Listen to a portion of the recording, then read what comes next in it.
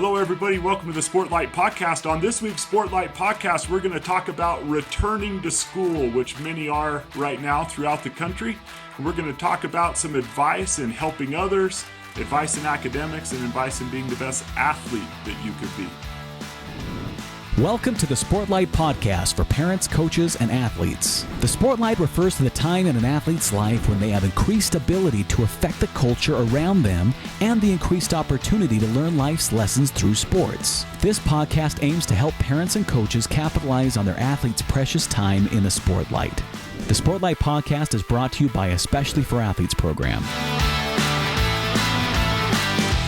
Hey, Dustin, how are you, man? Hey, good morning, Shad. Good to hear from you, man. Yeah, you too. It's an exciting time. We got a lot of sports going on right now, a lot of schools, some returning today, some returned last week. I'm sure around the country they're returning, either have recently or are soon. And so it's a super exciting time of life and for young people and for all of us. But it's also a time of renewal. You know, it's a time like January 1st almost, where we could take a step back, look at our life. How's this year going to be a little bit different? In what ways do I want to improve? What things do I want to keep doing or start doing? And so I thought it would be great as we talk together. We just thought it would be good to sit here and just have a discussion about returning to school and some advice in different areas that go along with our program here. And so So the first one I would love to talk about is how we could keep our eyes up and do the work a little bit better this year at school. And I'm wondering if you have any advice as these young people are returning to school and as parents are having discussions with them to try to help them have the best year possible. What advice do you have in regard to helping other people and keeping their eyes up and doing the work? Well, Shad, the first thing I would say to that is actually the second part of your question there, where you mentioned as parents are having conversations with their kids about returning to school. I hope that that's happening. I guess what I would start with is, parents, are we having those discussions? I actually got an email from a coach of a club track team the other day who wants to do more with Especially for Athletes, wants to have her kids learn more about the program. She started listening to these episodes and she's sharing them with their parents. And she actually commented on one of the recent messages we shared on Instagram about how that was something specifically that she made her motto, or her family motto, with her kids when she was talking to them about going back to school. And it dawned on me, man, what an awesome mom, right? What a leader. She's getting it. She sat down with her kids before school and set a goal on what we are going to do and what I want you to remember when you're going to school and you're in the hallways. And the motto that she made is that a rising tide lifts all ships, something that we shared recently in an Instagram post, right? Mm-hmm. That if they're trying to lift others and they're holding themselves to a higher into a higher level, that it's going to raise everybody. And so it got me thinking, gosh, I've had conversations with my kids and I talked with them, but I could have done more. And so parents who are listening to this, I would really challenge them to do that, to talk with their kids, set some goals and let them know that for everybody, the start of school isn't great for everybody. Their kids might be excited and maybe they got brand new shoes and a brand new shirt they can't wait to wear, and they set it all out the night before and they're excited to go to school in their brand new clothes and everything. But that's not the case for every single kid. In fact, for some kids, they're coming back to that bubble that was not a happy place for them, where they have some demons. Maybe they might have some bad memories of certain people, certain classrooms, certain hallways, right? And so if our eyes are down, if they don't go back to school looking for those things, they're going to miss those. If their eyes are up and they've been challenged by their parents, hey, when you go back to school, really be aware of who you think those kids are that maybe look like they're not maybe enjoying it. It's not that happy place. And then how can you make it an easier, more, comfortable place for them by making it an effort to say hello to them every day in class, trying to sit by them, walk with them to a class afterwards. If you locker by them, make it a habit to go by their locker and just ask them how their weekend was. But you have to be intentional at doing the work, not just have good intentions and hope that the opportunity is right in front of you and then say, well, yeah, I'll do it then. Because I think that's how a lot of us live our lives, right? We'll do it if it comes to us and we're challenged, but we don't go looking for it. And what we're asking these kids to do is, hey, people know who you are, that Sportlight. They're hearing about all you athletes right now at the start of school and the pep rallies, and come support the soccer team and the football team and all these things. So parents, it's our responsibility, I feel, to talk with our kids about, hey, you can do a lot of good, but if we just hope they'll do it and assume that they will because we think our children are perfect, well, we may find out later that their intentions were there, but they really didn't do anything. So I'd start by saying that parents, it's on us now to get our kids ready to go. And when they come home from school, to ask them how'd they do, who'd they meet, who'd they reach out to? Did they lift the waters of the sea today? Or did they just, meander through it? The rising tide lifts all boats. I love that post that you did. I listened to it with my kids and had a discussion, and that's what we hope that these episodes will become, is opportunities to have discussions with kids. One of the other messages that we shared on social media that got a lot of traction and was one, it's really a Dale Carnegie principle, right, in how to win friends and influence people. But we had a young person who wrote into us and asked us the question, how can I make more friends? And the advice that we gave on the channel was, when you walk into a room, instead of worrying about what everybody thinks of you and whether or not they like you and whether or not you are impressive to them, flip a switch in your brain and walk into the room and start looking around and think, how can I make someone else feel liked? How can I make someone else feel beautiful, smart, handsome? Tell them they look good today. And when we walk into rooms and we are not so worried about what the room thinks of us, but we're worried about what people think of themselves and how can I help them have a better day, just that thinking outward will present so many opportunities in your life to lift others. But ironically, that's the best way to actually make friends and connect with people. So sometimes there's this false perception that, okay, this year I'm going to go back to school and man, I got these sweet clothes, I got these sweet shoes, I can drive now, and we start thinking of all the things about us that might be impressive to other people. There will be nothing more impressive to other people than if you'll forget about being impressive. And if you will walk into a room, we've shared this before, but there was a mom when a girl was struggling with some things that said, okay, in the morning, I want you to do everything you can to make yourself look beautiful. That's important. You need to take care of yourself. You need to dress nice. You need to do those things the best that you can. But the moment you walk out that door, forget about yourself and you try to make other people feel beautiful, handsome, smart, whatever, funny, whatever. And I think that's a big key and a great goal, something that parents could talk to their kids about, is when you walk into those rooms, classrooms, team circles, whatever it might be, stop trying to make everyone think you're cool and start trying to make other people feel cool. And that's the best thing you could do for them and for yourself socially. It comes back. People love being around people who make them feel as valuable as they are. Yep. And there's lots of distractions at school. There's lots of opportunities for students to, have an excuse not to be aware of others and not to be focused on other people, because they do have a lot they've got to, address that are pertain specifically to them. But that's why we say it's work, do the work. It's not going to be easy. And that's why we're trying to challenge them in the way that we are, that we're asking them to do the work and make time for it. And so when we say win the hour, that's what we're talking about. You got to, winning that hour includes not only paying attention in class so that you're learning, but it also means paying attention to others so that you can serve and help.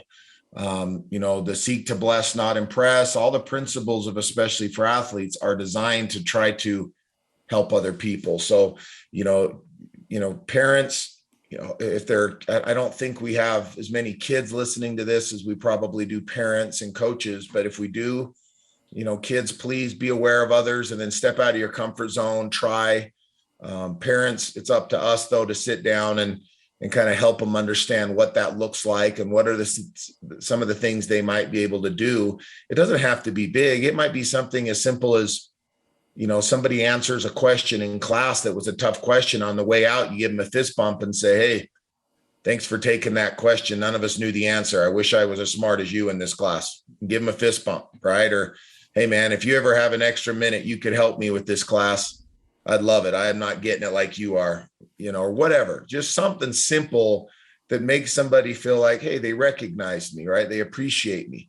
And then when you see them in the hallway, say hi and mention that, hey man, I'll see you in 5th period, or whatever. Just little things like that. That's going to get some student who maybe isn't in that spotlight or isn't as recognized, or even maybe they are, maybe it's another teammate, that maybe that looks up to you.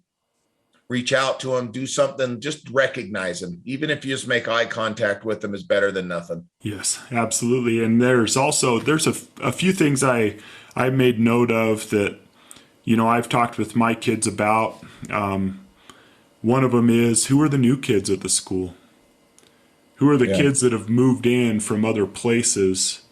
If they could get a group of athletes, we encourage our leadership councils at school to do this very activity to go to their leadership at their school and say, can you let us know the kids who've moved in from out of town?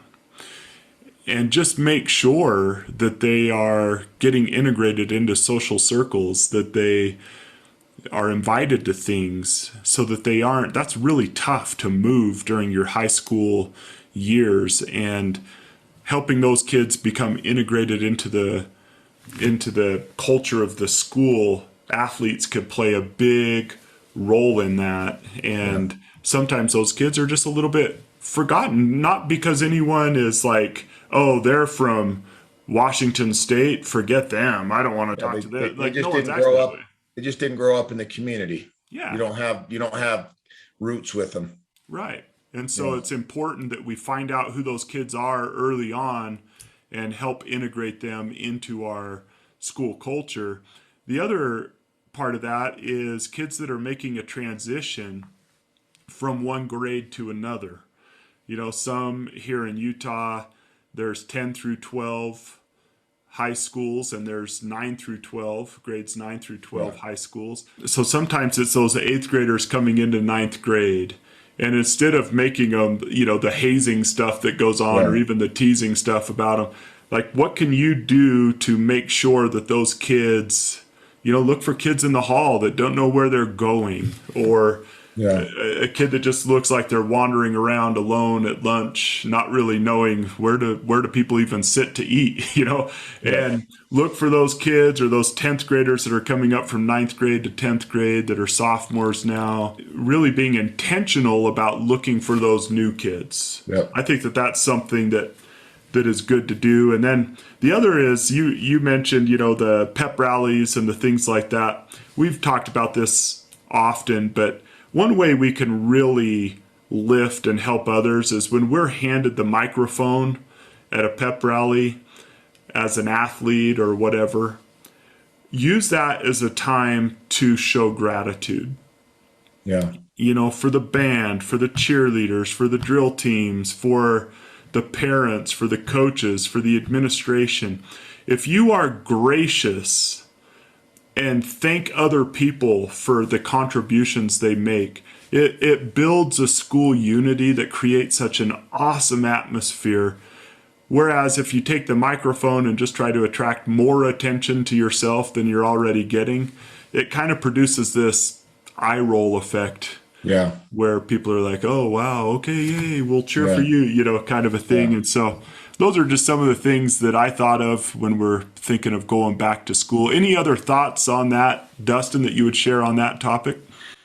As far as helping others, maybe just be more open to new friends would be the other one. The cliques and we live in a world right now, as adults, we are very much a part of this, unfortunately, where it's very, tribalized, I guess, right? We have our groups, and if you're not part of our group, if you don't dress like us or look like us or talk like us or belong to the same religion as us or whatever, we kind of use that as a reason not to include you and justify that I'm doing the right thing because they don't believe in the same religion as me or whatever it is. And that's not, that's not right. So, I'd be open to everybody. Everybody's got something to give. We've talked about this a million times, and, it doesn't mean that you're going to hang out with them every weekend, but that, you can still be inclusive. And when you're in school and you're in the hallways and you're in the class, everybody has a place and everybody has something to give. And they are your schoolmates. They are going to graduate from the same high school you graduated from. And you're always going to have that connection, whether or not you were best friends with them or not. Any adult listening to this knows if you bump into somebody 30 years later and find out they went to the same high school that you went to, even if they were years behind you, you immediately feel a connection to them, right? And you maybe didn't even know who they were, or they graduated 5 years, 10 years earlier than you. You immediately feel this connection because you were a Eagle or you were a Trailblazer or whatever your logo was, right? And so just be kinder to everybody, guys. And I think if you do, school's going to be better for them, but also much better for you. Awesome. So I wanted to move on to another topic, one that you're passionate about, Dustin, and I've heard you speak over and over again to young people and even share your own story. And maybe you can share some of that. Yeah. I remember when we wrote our first book and our second book, we included some of our own experiences in this area, and that's the area of excelling in academics. Yep. What thoughts or advice do you have? And maybe if you wouldn't mind starting out with your own story and what you learned as you went throughout your life.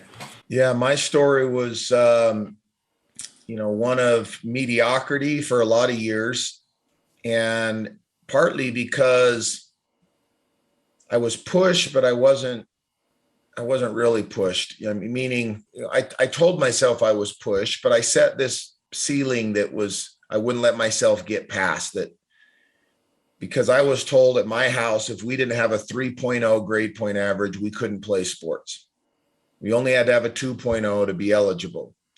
And so for most of junior high and most of high school, I hovered around a 3.0 literally every semester. And to the point where a week or two before the end of the semester, I would write down all my, the grades I was going to get in every class and what the GPA was, I still know a 2.6, right? That's a B minus, right? I add it all up, I'd average it out, and I'd say, okay, if I can get a B plus in that class right there, I'll get a 3.0 and then I'll be good. So just the minimum to make sure my dad got the 3.0 that he said I had to get. And then I was done as soon as I had the 3.0.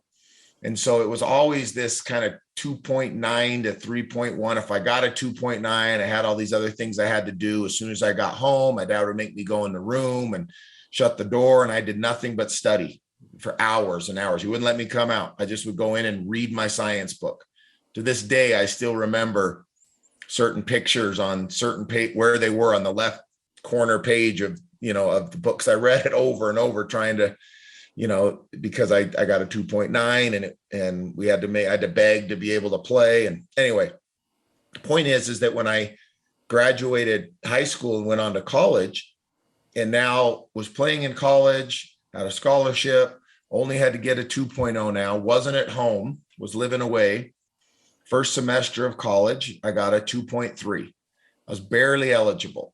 And I had nobody to make me go to class now. I had an early morning math class that I rarely ever went to. I got a D minus in it. It wasn't that early. It was a 7:30 class, I think. But I'd have multiple practices and weight room sessions that were earlier than that I never would miss. But for me, if I had to go to math class at 7 or 7:30, it was all of a sudden like impossible to, wake up to. I was just mediocre. I didn't care, and I did what was the minimal amount required of me to get by. And a couple years went by and I finally realized, I'm sick of this. I can do better. I was embarrassed. I'd grown up a little bit and decided to really commit and just see. I had been away from college for a couple years, lived in another country, learned another language, came back feeling just I can do hard things and outside of just sports, and committed that I want to try this. So I full on put my head down and focused on school. It was my second year of college. So much so that on the weekends, I would spend most of the time in the library, up on the second floor of the library in a cubicle back in the corner, just studying. And my wife can attest to it, because at the time I was dating her, and multiple weekends she'd come by to, are we going to go out and do something? Are we going to, you going to take me to out tonight? And I was studying. And I had to, because school wasn't easy for me. I didn't just pick it up like some of the other kids did. Probably the same way that some of them didn't. Some of those students maybe didn't pick up throwing a baseball or football like it was for me. It just wasn't, it was harder. And so I had to study extra hard. But when I finished and got a 4.0 that semester, and through the rest of school, finished with either a 4.0 or really close to a 4.0, it was not easy. It was very tough. And there were late nights where I felt like I had to just keep on reading and keep on studying and go to study groups and study on Saturdays, and all the same things we would ask an elite level athlete to do if you flip the table to be an elite level basketball player. You're going to have to shoot when you don't want to shoot and run when you don't want to run and all those things. And so, for me, I still have emails that come to me from the University of Utah because I made some national honor group for my grade point average. And I get these emails from time to time. I think they're asking for me to donate to their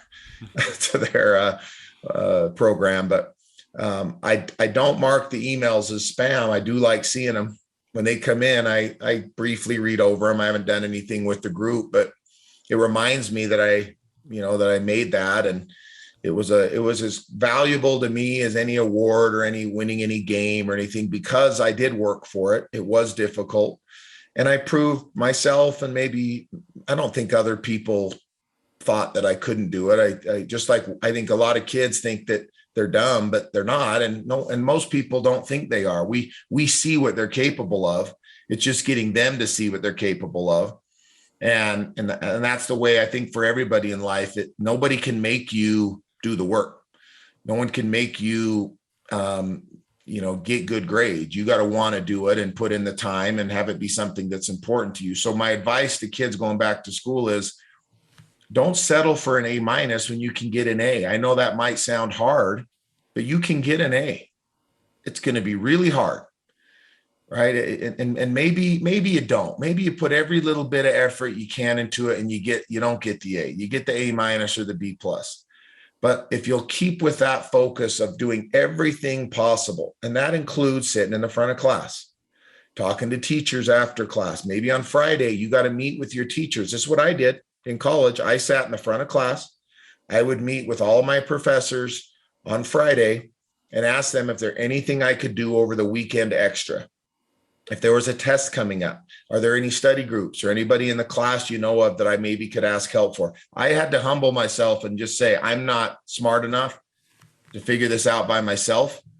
And I'd ask people that were good at the subject and ask for their help. And I think when we submit to that, and if young people can do that, I think they probably find in junior high or high school that they could avoid, some of those traps of last minute dashes to the English teacher to try to get your grade from a C to a B because you procrastinated. The simplest advice might just be to go to class. I always tell kids, I'm sorry if I offend you with this comment, but I think you can get a 2.0 if you just go to class and don't fall asleep. If you just try it all, I think you can get a 2.0. Mm-hmm. So, go to class, be attentive, and you won't be you shouldn't be surprised to find out that if you sit in the back of class, if you are sleeping in class, if you're not taking notes, if you're regularly missing class, that when the end of the semester comes and you run up to your teacher and, hey, what can I do? I've got to get my grade up. And you give the sob story. Don't be surprised if teachers don't want to listen to it because you haven't been interested all semester. The flip side of that is if you're someone who's shown that you've been willing to put in the time and do the work by doing all those things I mentioned earlier, then when you go to the teacher, at least my experience was they wanted to help me. Yeah. They knew that I was trying and that it was difficult for me. And they don't want to give out B's and C's. They want to give out A's. They want to educate. They want to see that you're capturing the things they're teaching you. They want that as teachers. That's their goal. So when they see somebody that's hungry and thirsty for that, they're going to want to help you. And so, some kids, I don't think they think grades matter that much as long as I graduate, and parents, if we share that sort of attitude with them, that, hey, man, as long as you graduate, you're good. Well, then as long as you're just go to work, I guess you're good. Don't have any drive to be great at it. Just have a job. And that's the wrong attitude to take. You should want to be your very best at everything you do and your very best, I wasn't the very best student at the school, but I felt like I did the very best I could do. And I believe that lesson helped me in other areas of life because sports has always been something I've been fairly good at. Not that I worked really hard at it, but I do remember being young and being able to dribble and shoot and throw. And I didn't have to learn how to do that when I was 23, but schooling, I had to. And so, athletes, don't set yourself behind that 8 ball by being lazy early. Go to class, sit in the front, ask questions, be attentive. Don't set yourself up where you have to scramble late in the semester and then graduate regretting it like I did, that you were mediocre for 3 or 4 years when you could have been better. Listening to you, I'm thinking of something that Justin Su'a said about sports, and you alluded to this, and it's the same. He said, those who are truly great embrace the boredom of consistency. And I think the great students that I've come in contact with in my life, they don't do some great big thing. They do little things consistently throughout the semester. They don't do assignments the night before the assignment is due. Yep. They go to the teacher and say, hey, I've written this paper. I know it's not due till Friday, but I was just wondering if you had any advice for me before I turn it in.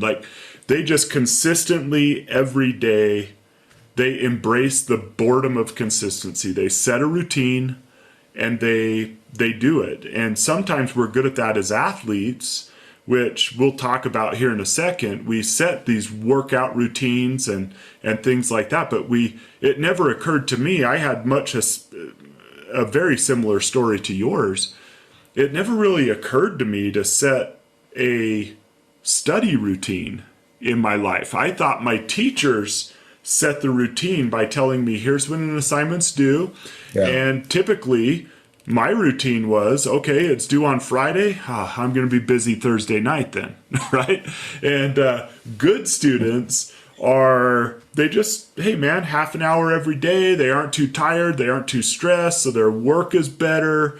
They take notes. They rewrite their notes. They sit in the front like you talked about. They ask the questions. When they don't understand something, they're willing to risk the embarrassment, even though 30 other kids in there are probably having the same questions.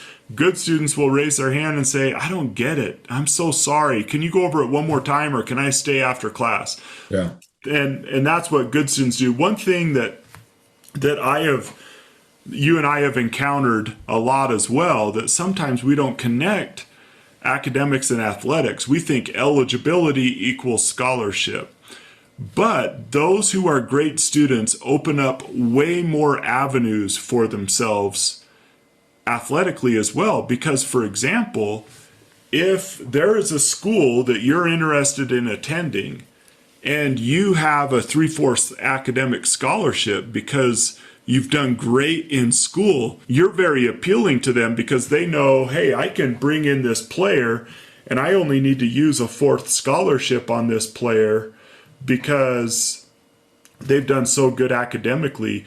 And it might open up some opportunities where maybe you aren't at that level where they're thinking full ride scholarship, but you are academically doing well, Yeah. you will open up way more opportunities for yourself if you include the academic side of things and excel in that athletically as well. So Yep.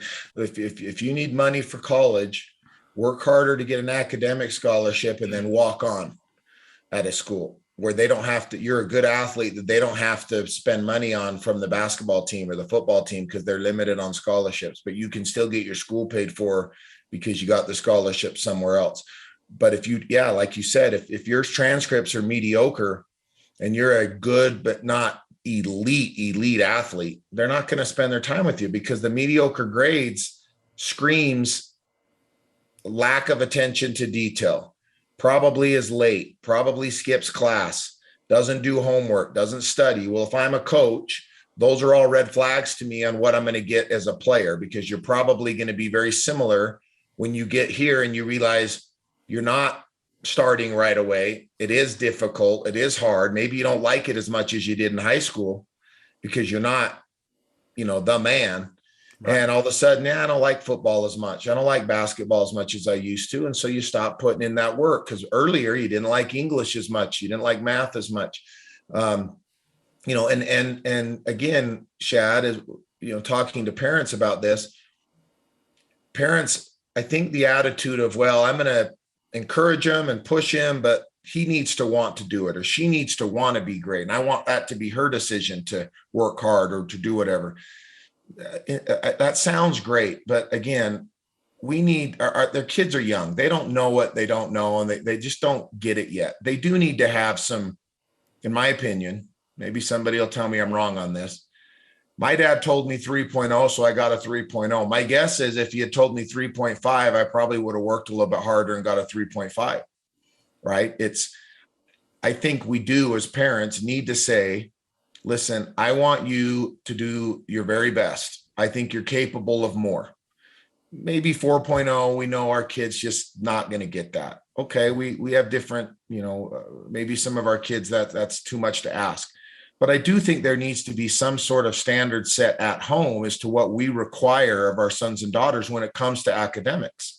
Because I know that I'm around these sports parents every day, have been for 15 plus years.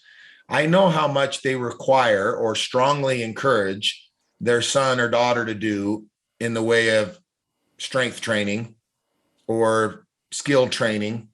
And they're encouraging them or making them go to trainings, to private trainings, to camps, to strength trainers. Like they're making them go to that.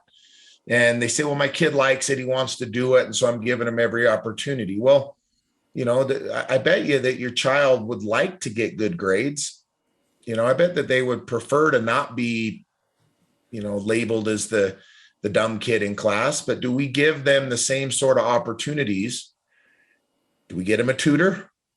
Do we find extra ways for them to learn how to figure out math? Do we spend the same kind of time with them reading and writing and working with them on stuff as we do rebounding for them, or playing catch with them, or hitting ground balls to them, or sending them to somebody to teach them how to do those things? Do we send them to somebody to teach them how to learn another language or how to do math better?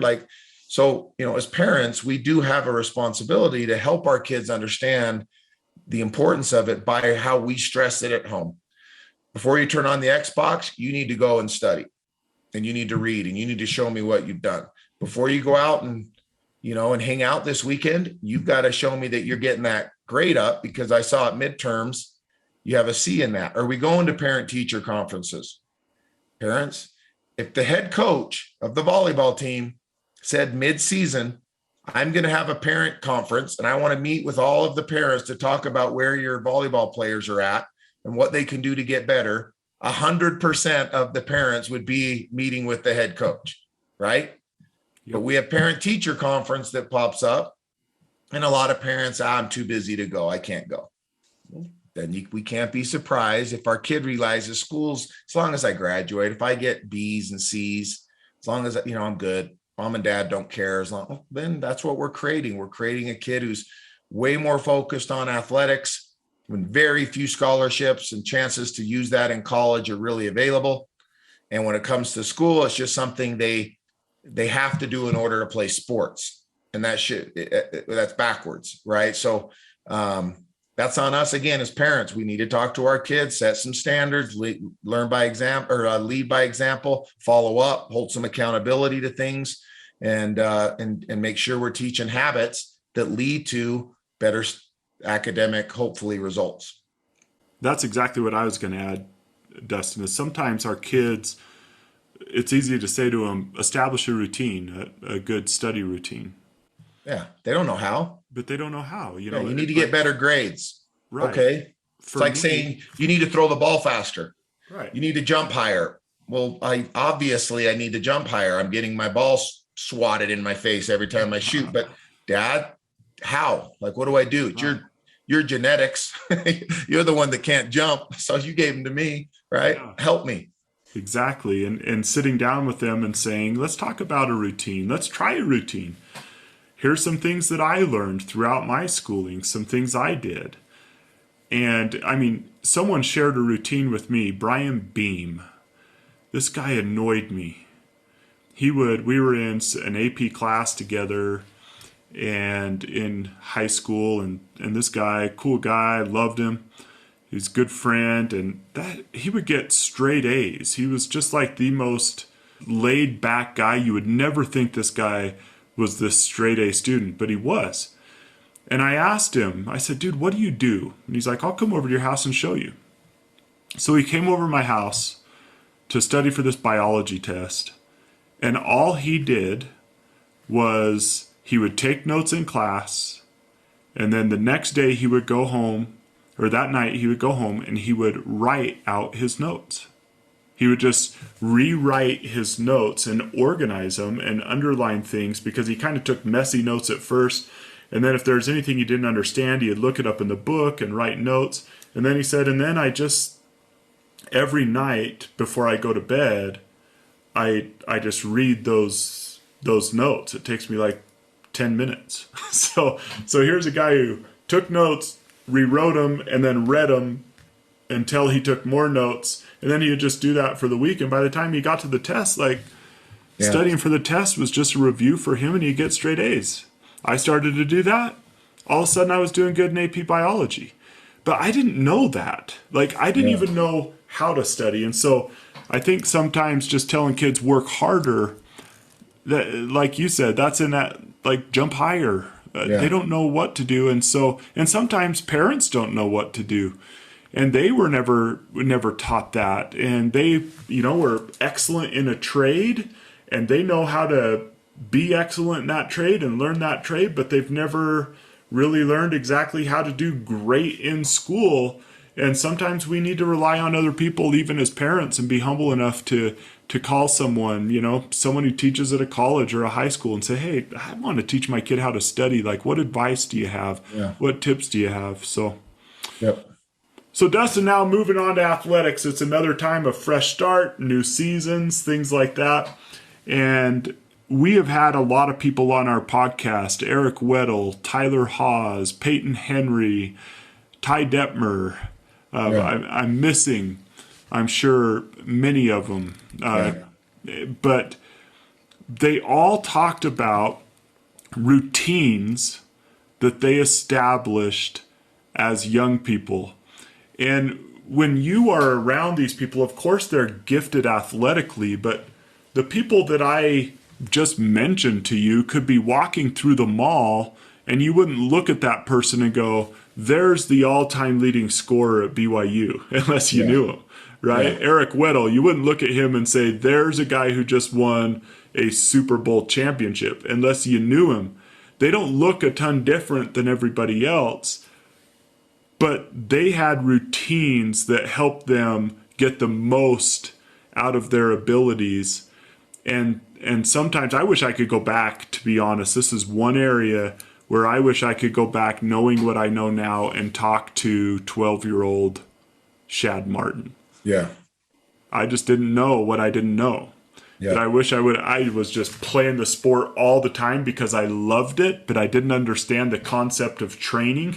So I was always playing, and I got a lot of time in and a lot of development from playing, but I wish someone would have taught me about weightlifting, about drills, about things I could do on my own, about the concept of not just working hard in practice, but those who are elite then go and do some personal development as well.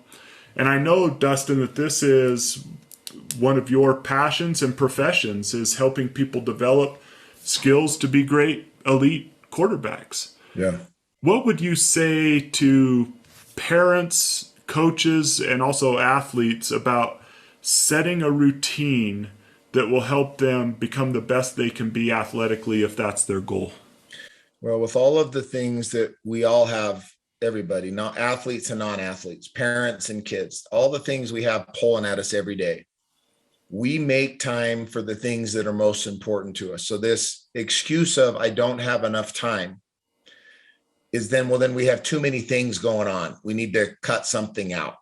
And probably we need to prioritize and cut the things that are less important out to make time for the things that are more important.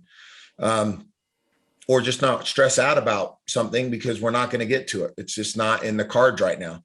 If sports is something that you're committed to, if your child or you, the athlete, is committed to being great at athletics, and you don't carve out time of the day specifically to get better at that sport outside of practice, everybody goes to practice, right? So everybody's going to be at a basketball practice for 2 hours and working on very similar drills at every junior high or every high school or every college in America once, basketball season gets here. But right now it's not basketball season as far as competitive basketball. It's not being played, right? Right. But if you're a basketball player come November, and you're going to be, whether you play baseball or football or another sport, volleyball or soccer or whatever, you've got to be making time to do something basketball related. If you play 3 sports, if you only play 1, whatever, you've got to be making specific time and to work on the things that you're not great at. It's really easy to go and I'll use basketball as an example. I can go and shoot for hours and hours and hours on shots that I'm good at. It's fun. I'm going to make them. I'm going to dribble with my right hand. Because that's easier for me. I'm a right-handed athlete. That's playing basketball a lot. And you're going to get good at things you're already good at. But then you're going to get in a game someday and someone's going to make you go to your left hand and shoot the shot you don't want to shoot. And you're going to struggle because all that time you were playing basketball, but you weren't working on developing a skill, which should have been, how do I dribble with my offhand? How do I shoot this shot that I'm not great at? That's not going to be as fun out there shooting by yourself when you're missing that shot and it's hard and you're dribbling off your foot and you're struggling. But would you rather struggle there?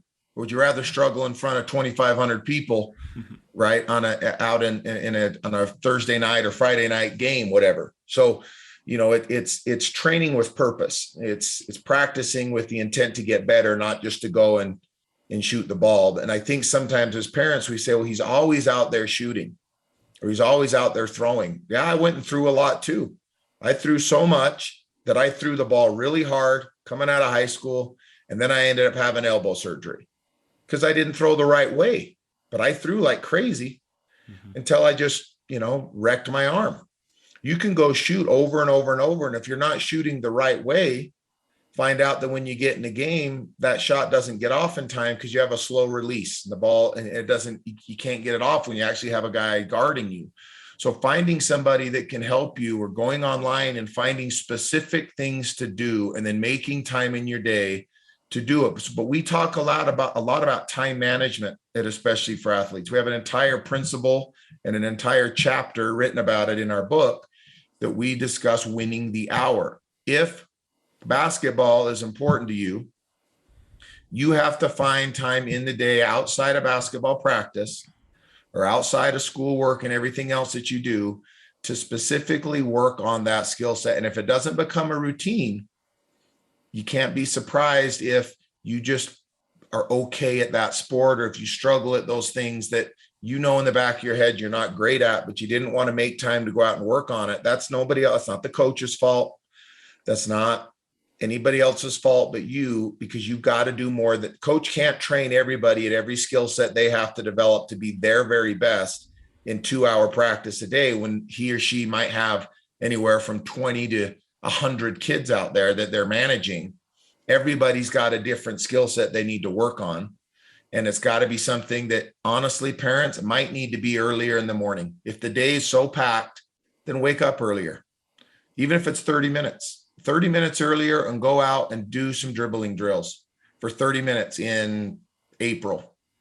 Or if you're a quarterback in January, you need to get up 30 minutes earlier and do something to work on how to recognize defenses better, how to, something.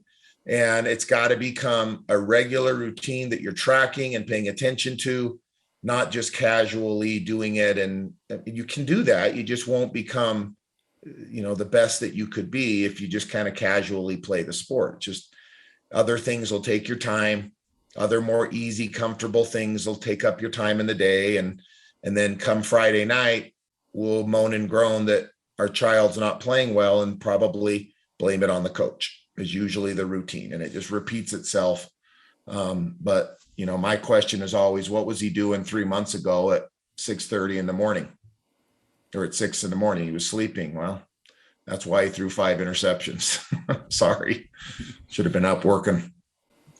That's a great concept of, okay, does your routine match your goals? Sometimes we have these elite level goals. I want to do this. I want to accomplish this. I want to do that. And you say, okay, what are you doing? Let me see your routine. I go to practice. Well, yeah, if you have those goals, that is not going to reach your goals. It's okay to not have elite level goals, but sometimes we have people who are super frustrated. Like, I want to be this. Well, that level of performance has a price. Yeah.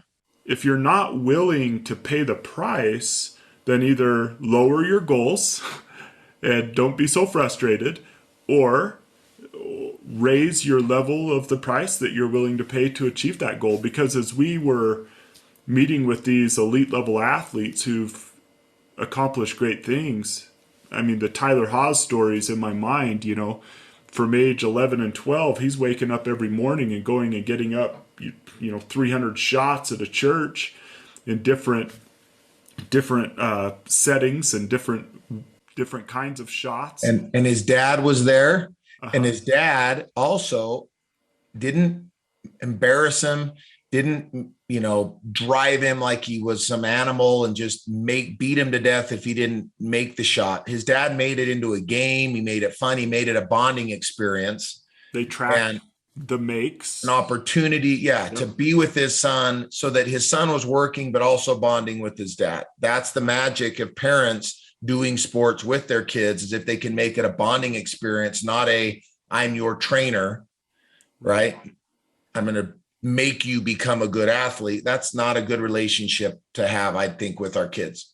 Yeah. And I mean, he would go on. He talked about then I'd go home and I would eat some breakfast, and then I had a dribbling drill before I would do when I went to school.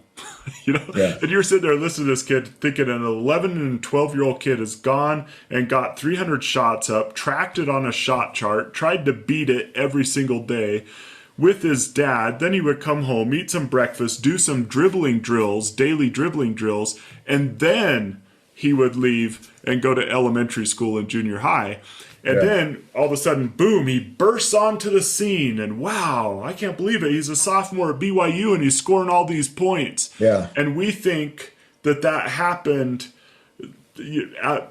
because of natural gifts or something, which partially, yes, but those years of work, that's just, make sure if you have lofty goals, then make sure your routine and what your daily routine matches your goals. And we see this so many times. I mean, every high school football team 2 weeks ago had goals to win state, Yep. And the question that I would have was, okay, not everyone can win state, and that's fine, but show me your June. Yeah. I'll tell you if you really wanted to win state, if you show me what your players did during June. And of course, everyone loves the idea of winning state, but not a lot of people love the price that needs to Yep. be paid. And those who fall in love with the process and the price of being great are those who become great. Nick Saban at Alabama said it takes what it takes. He said a lot of young people now think that they have this presumption that it's just going to happen if they just kind of show up, and that everything's just going to go right. And he said, it takes what it takes. And there's no other way to cut it. It's not a gray area. What it takes is unbelievably hard sacrifice and work ethic. And what it is, when you say it takes what it takes, I would say it isn't the scholarship. Probably it might not even be the state championship. It's becoming the very best that you can become. And parents, if we use sports as an opportunity to help our kids become their best at something, and we can be a part of that in a way that binds us and brings us together with our kids, then sports is a great blessing for all of us. If it's something that creates hardship in their life and extra stress and depression and anxiety, or becomes a wedge between us and our child because we want it more than they do because we're trying to live through them or something, then sports becomes something that maybe was a bad thing for us and something that we may look back at and wish we didn't have as part of our life. But schooling can be the same thing. If we make school something that we focus on with our kids, we just want them to accomplish things and feel like they and maybe their best is a B+, maybe it is an A-, then compliment it, celebrate the small victories. But if they're great, if they are capable of an A, let's not let them feel like a B+ is that you're better. You can do better. I'm proud of you for what you did, but I still think you can do more. What do we want to do more? Right. And I'm proud of you because you made X amount of shots. But I think if we work a little bit harder, what do you think? You think you can do it? You liking this? You really want to go for it? Then I'm going to do whatever it takes. I'll see you at 5:45. I'll have the car running. Let's go get our shots up. And I want to do it with you. And then let's go grab something to eat after. And let's talk about something unrelated to basketball. Once we sit down at the dinner table, let's talk about math class. How are you doing with other people in your school? How's your mind? Are you anxious? Are you sleeping at night? You having bad thoughts? Are you praying? Are you doing things outside of sports to, have relationships and balance in your life, right? Have those discussions, not always sports, work, go, and then wonder why, gosh, my kid didn't get a scholarship and he's super anxious and he hates sports and he doesn't want to be around me. Well, we drove him to that point. That's on us, right? Right. Well, hey, thanks, man. This is a great back to school message. So by summary, helping others, just walk into rooms and try to lift other people, notice other people, and help them feel great about themselves. With school, set some routines, set some goals, sit in the front, raise your hand, ask some questions. And with athletics, make sure that set lofty goals, but make sure that your routine and what you do every day is pointed toward the goals you want to accomplish. And then all three of these things, our relationships, school, and athletics will help us all to grow and to become everything that we should become and could become. So any last thoughts, Dustin? No, we're ready to let's go. Eyes up, do the work. Everybody have a great week. Thanks, Shad. Thank you. This has been the Sportlight podcast from Especially for Athletes, sponsored by Coca-Cola. You can learn more about Especially for Athletes by visiting the website at especiallyforathletes.org. You can also learn more about the book, The Sportlight, by Shad Martin and Dustin Smith at especiallyforathletes.org/book.